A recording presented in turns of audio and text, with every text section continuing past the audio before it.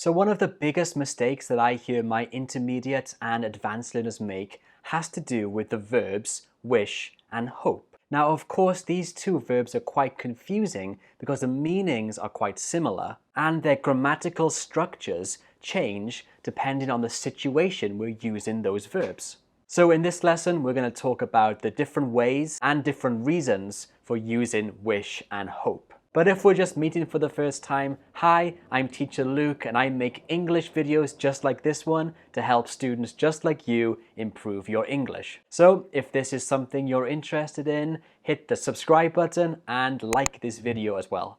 Okay then, so we're going to start today's lesson with a quick test. On my computer, I have 5 sentences to show you. Each sentence includes one mistake with hope or wish.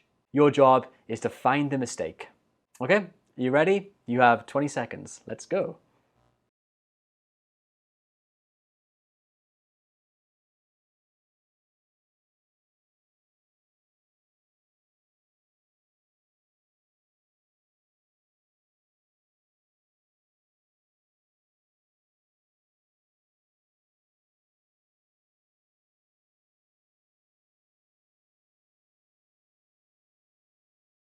So how did you do? Did you find all the mistakes? Well, let's go and check out the answers. So as you can see, each sentence included one mistake. The mistake was either to do with the grammatical structure following wish and hope, or as in number 5, the sentence used the wrong verb entirely. So from now on in this lesson, we're going to go over each of these sentences one by one, showing you when to use the correct verb and how to use it correctly. So let's get to it. So let's take a look at wish first. Now wish is a very complicated verb and it can be used in lots and lots of different ways.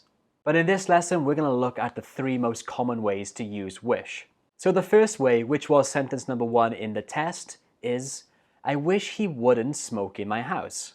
So as you can see here, we use wish plus would plus the bare infinitive when we want to show that we are angry, annoyed, or when we are complaining.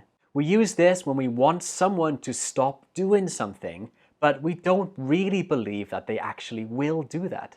Here are some more examples. I wish he would drive more safely. I wish it would stop raining. I wish he would listen to me better. So again, in all of those sentences I just showed you, the speaker, me, I'm either complaining, showing that I'm angry, or showing that I'm annoyed. So this is a very common use of wish. And of course, when you're speaking, you want to use contractions. So the pronoun usually contracts with would to become something like this. I wish he'd stop smoking in my house. I wish you'd listen to me better. Using contractions like that will help you sound a lot more natural when you're speaking. So before we continue, if you like this video so far, give it a thumbs up and write yes below in the comments. This will let me know that you like this style of video and that you want me to make similar content. The next very common use of wish is to talk about a present or future situation that you want to be different, but you understand that it can't be. To make this, we use wish plus the past simple. For example, I wish I spoke French. Do I speak French? No. Do I want to? Yes. But I don't think that's going to happen very soon, so I use wish. Of course, spoke is the past tense of speak, so even though we're talking about the present or future, we use the past tense in this grammatical structure. English is quite interesting. When we're talking about things in a hypothetical way, like this, then we typically use the past tense to express ourselves. Okay, some more examples.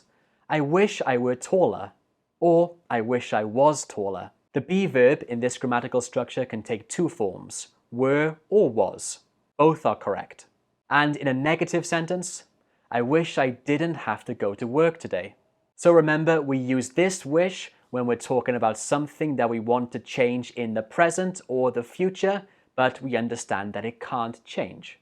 And the next common use of wish is to talk about the past. We usually use this wish when we want to talk about our regrets in life. For example, I wish I had saved more money when I was younger. To make this, we use wish plus the past perfect. Remember, the past perfect is had plus the past participle verb. And again, we use this when we talk about our regrets. Things that you hope you could change in the past, but you can't because you can't change the past. Some more examples. I wish I had studied harder at school. Or I wish I hadn't eaten so much food last night. Again, to make yourself sound much more natural here, you can use a contraction. So something like this. I wish I'd studied harder at school. Or she wishes she'd saved more money. So that's wish done. Now let's take a look at hope. And like wish, hope can be used in many different situations. But mostly, we use hope to talk about something that we expect to happen or that's something that we want to happen in the future. And hope can be used in two ways grammatically speaking. The first one is with the full infinitive, which is to plus a verb. For example, I hope to see you soon. Or I hope to visit again next year. But more commonly, we use hope with a present tense, which has a future meaning, or with will. For example, I hope you pass your IELTS test, or I hope she'll like the flowers. Both of these sentences have the same meaning. They're talking about something that you want to happen in the future. And it's different than wish because you actually think it can happen. It's not hypothetical. And hope can also be used to show politeness, especially when you're asking for help. So here are some examples. I was hoping that you can help me with my test. Or I was hoping that you could lend me some money. Okay, so those were the main differences between hope and wish. Now let's take another quick test to check what you've learned in this lesson. Again, I'm going to show you 5 sentences, all of which include one mistake. Your job is to find the mistake and correct it. Again, you have 20 seconds, so let's get to it.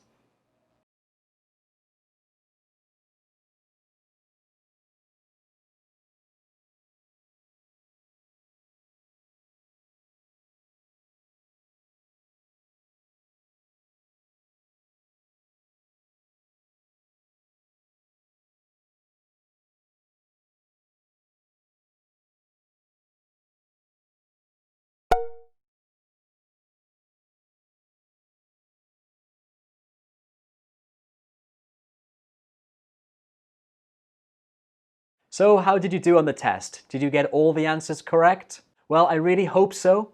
And I also hope that you've learned a lot in this lesson. If you like this video, be sure to give it a thumbs up and subscribe to this channel. Okay, that's it from me today. I'll be back next week with another English lesson for you. So until then, see you.